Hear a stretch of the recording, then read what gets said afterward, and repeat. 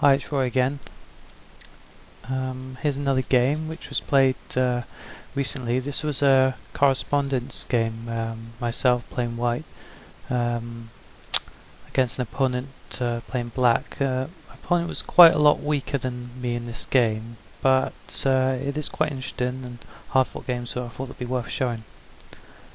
So it starts off pawn to e4, pawn e5, knight to f3. Now my opponent played black played an interesting move here. He played pawn to d5. This is probably only the first or second time I've ever actually seen this move. It's very uncommon, but it's actually not such a bad idea because it unbalances the white's game. What's he to do against this move? He's got two obvious captures. He could take either pawn. He could take knight takes e5 or pawn takes d5. But if you're well prepared for black, you're most likely to get this pawn back and have quite a good game. So instead of this, I decided to play a third move, which was quite a simple idea, just pawn to d4. Now, the idea behind this move was simply to continue developing and not giving anything away. Pawn d4 is a developing move that develops this this bishop now can come out on c1 and it fights for center control. So this is a reasonable idea against this this setup. So black responded with d takes on e4 and threatening the knight. White regains his pawn, knight takes e5. Let's just look at another possibility black could have played. Could have played pawn takes on d4. But I don't think this is such a good plan after queen takes on d4. Well, this might look good for black because you think maybe you can gain some time on the queen with knight c6 coming out here and attacking the queen on d4. But in actual fact, white's already developed with a threat. He's simply threatening queen takes on d5, so knight to c6 will just lose a pawn. So if, say, black here tried pawn takes on e4, after queen takes on d8, king takes on d8, knight to g5, white's going to regain this pawn. He's also got a threat against f7 and e4, so black will have to deal with this threat against f7, say king to e8. White, once white regains his pawn knight to e4, he'll have a good position because black had lost castling rights. So let's go back to the game which was actually played. The pawn, the move was d takes on e4, so white regains his pawn, knight takes on e5. Black here continued knight to h6. Now this is a poor move and goes from a position which is slightly better from white to a definitive advantage. What's black's idea here of this pawn? This knight move? Well, it's clearly to defend this square f7. He's concerned about it. He's expecting, say, bishop to c4, attacking this square, and the knight's already attacking it. So there is some logic behind black's plan of playing knight to h6, but it's a rather weak move because of this bishop on c1 actually attacks this knight. It can take it at any time and removing the defender. So it's a reasonable plan from black, but just not the right implementation of it. A better plan would have been a similar plan. A better idea would have been bishop to e6. A similar idea to defend f7. This would have been a better plan. So let's go back to the game. After knight to h6, white played bishop to c4, threatening f7 after a bishop takes on h6. So white's got a good advantage already in this opening. Black continued knight to c6. His plan is to try and exchange the powerful white knight on e5. White continued knight takes on c6. Black had to recapture back. pawn takes on c6. Now white here continued with bishop takes on h6. So the plan behind this move is simply to damage black's pawn structure after g takes on h6. So let's have a look at this position. Who stands better here? Well, white's actually got a good advantage here. Black does have the two bishops, which in an open position can be quite powerful, so that's a definite plus point for him. But he has these weak pawns. Let's have a look at them. Weak pawns here and weak pawns here, doubled isolated pawns. So overall I would say that white has a significant advantage, but not a winning position, not yet. So after g takes on h6, white continued to castle. Now I didn't really like this move. I actually preferred this plan. Actually, when I look back at this game, I preferred this other idea of queen to h5. Has been maybe slightly more active move, and it will be apparent why in a second. So after castle kingside, black now played a good move, queen to g5. So black's playing actively. Yeah, this seems to be this player's style. Although he's relatively weak, he does play in a very active, positive way, which is a good strategy against a stronger opponent to try and upset him, create tactical threats. So he's got some ideas of bishop to h3, which would attack this square on g2 and f1, possible mates. Let's get rid of these arrows. Another idea is rook to g8 and attacking along the g line. That's another plan. So white counter-attacked here with rook to e1, threatening this pawn on e4. That's both to attack the pawn, but to remove itself from the threat of bishop to h3. Black here played bishop to e7. Now this is definitely a weak move. I think it would be better to continue with black's plan of rook to g8. Let's say white defended with pawn to g3. Black's got some ideas of bishop to g4. I wouldn't say black is better. I still think white has the better position, but he's playing a bit more actively. Let's go back to the game. So after bishop to e7, white simply took the pawn on e4, and now black continued with his original plan, bishop to h3, threatening checkmate on g2. So white must do something about this now. Pawn to g3. This defends the square. Now white's developed a nasty pin along this e line, which is quite hard for black actually to easily break this. We'll see what happens in a minute.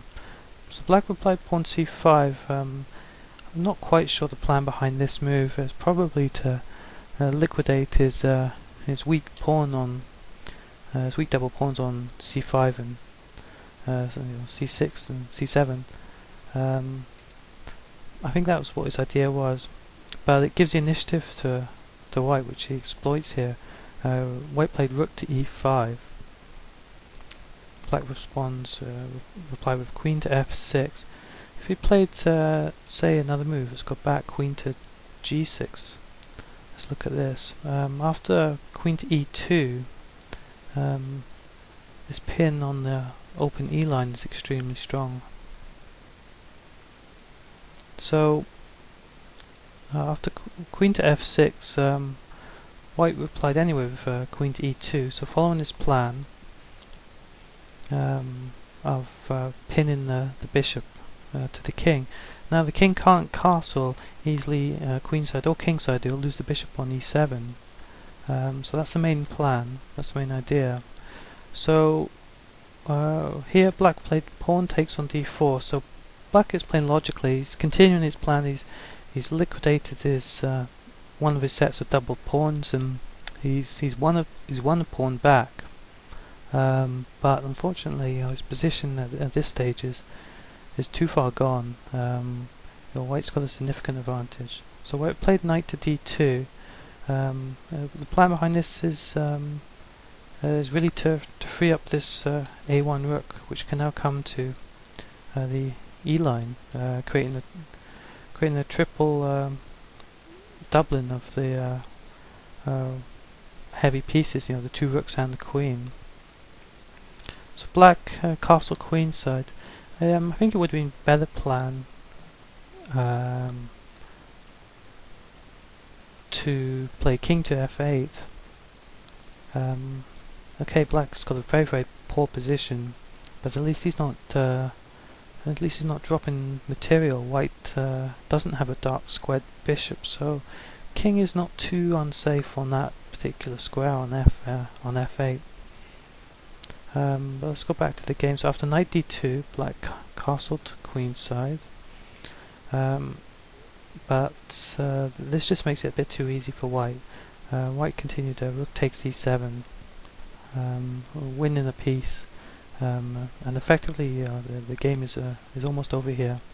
Another idea would have been bishop to a6. Let's look at this. King to d7, with a very strong attack. This would definitely win as well. But probably rook takes e7 is just a little bit simpler. If you've got a better position and you've got a winning position, it's just best to keep things as simple as possible. I mean, white always still has the possibility of bishop to a6 check in his position, if it was his move. So black here played queen to c6. This is a good practical idea, a good practical move. He's setting in queen to g2 checkmate on the weak light squares around white's king. So this is a good idea from black. If you're so far behind, you might as well play for practical chances like this. There's no point trying to really defend this position passively. So white here played bishop to a6 check. This was his plan. Black is forced to get king to b8, and white's plan is to swap off the queens with queen to b5 check, which accomplishes this. It's forced. He could play queen to b6, but white will swap off anyway. So black's plan of queen to g2 has been stopped.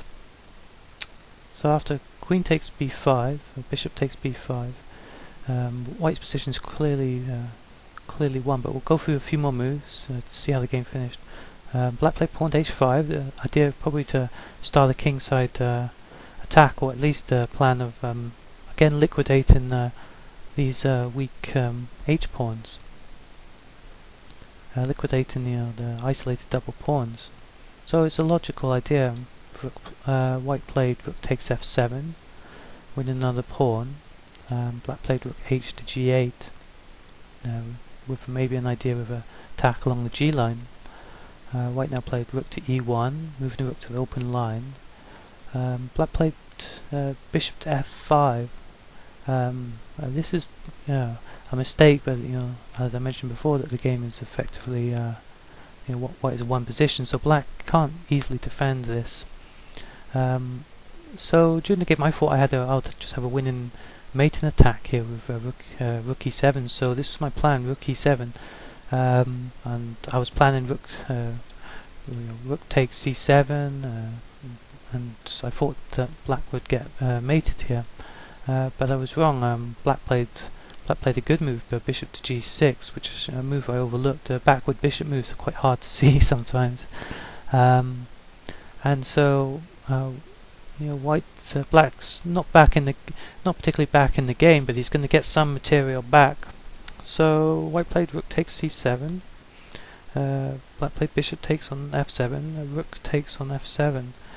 So the situation has changed quite a lot now that white's got one position still, but he's made life a bit harder for himself.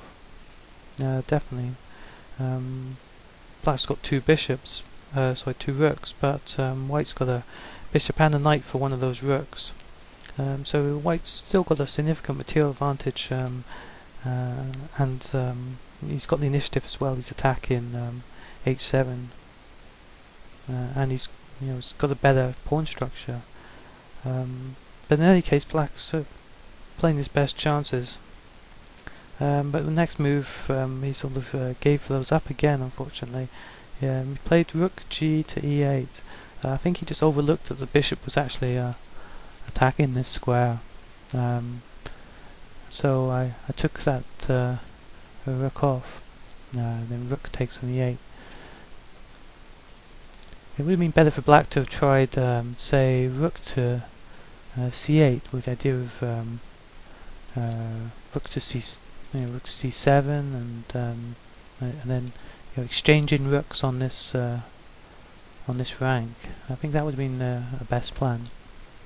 So let's go back to the game. After bishop takes e8, rook takes e8. I played a nice move here, knight to f3, and after rook to e2, knight to d4. Knight takes on d4, defends the c2 pawn and attacks the rook. Another idea, a simpler idea, would have just been king to in this position, king to f1 to stop the black rook. You can't penetrate along these two squares anymore because the king defends them. So that would have been a simpler way for white to finish the game. But in any case, knight f3 was a nice move. Rook t2, knight takes d4.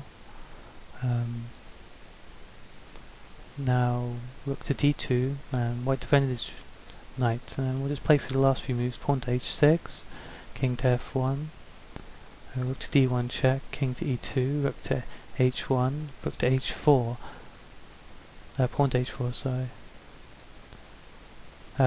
Rook to h4 was played.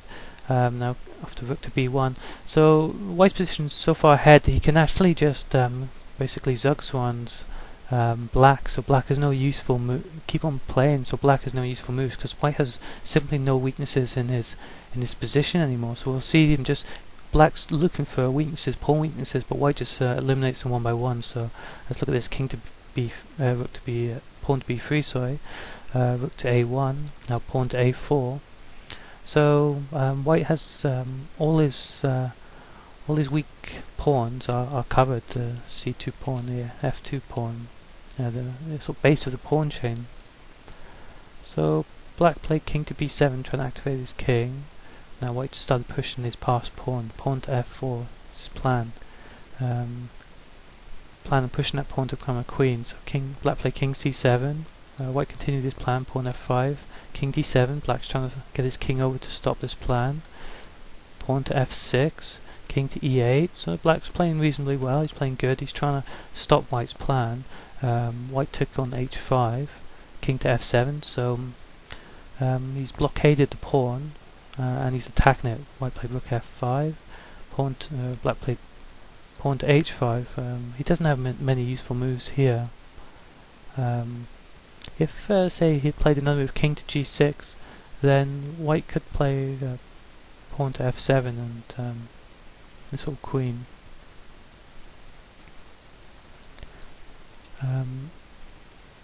So after pawn to h5, white's plan is has to take control of the this square here. Has to take control of f7 to move the king off that square and push the pawn on. So there's only one piece that can do it. The rook can't do it because the rook needs to defend the pawn. So a better plan use the knight. So after knight to c6, pawn to a6, next move was knight to d8, check, king to f8, pawn to f7, black played rook to h1, knight to e6 check, king d7, rook f, pawn to e8 queen. King takes e6. Now it's going to be mate after queen to f6. King to d7, rook to d5, I believe was played. King to e8 and rook to d8 checkmate.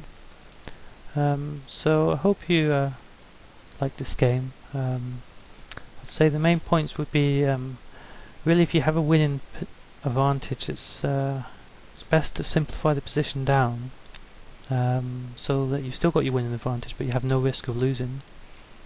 Another point point out would be sometimes it's worth giving up, say, temporarily advantages, say the two bishops in this case, to create longer term weaknesses, very weak pawn structure, extremely weak pawn structure for black. So I hope you enjoy this game.